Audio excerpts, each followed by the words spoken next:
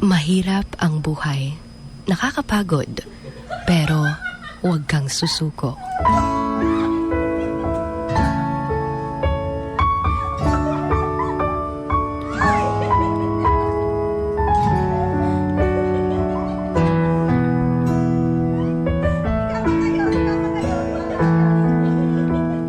Naranasan mo na ba yung akala mo wala ka ng pag-asa?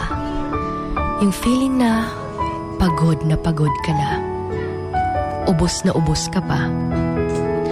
Hindi mo alam kung may malalapitan pa dahil parang tinalikuran ka na ng lahat dahil nga walang-wala ka. That moment na napapagod ka ng tiisin yung hirap ng buhay dahil tila ba'y wala na talagang pag-asa. Kana ba tang feeling grabe na imong pagpaningkamot pero feel ni mo wala lagi gihapon. You're mentally and physically exhausted. Yung wala kang peace of mind. Yung feeling na araw-araw para kang isinabak sa isang racing competition na dapat ikaw yung mananalo. Ang hirap ng buhay. Yung parang gumagapang ka araw-araw dahil sa sobrang daming pagsubok na iyong pinapasan.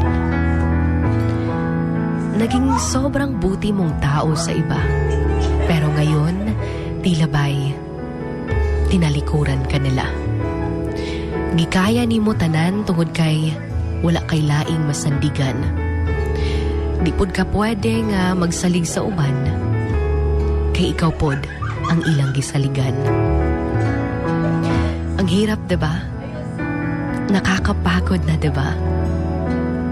Yung dumating ka pa sa point na ayaw mo nang maniwala pa na magiging okay ka. Kasi parang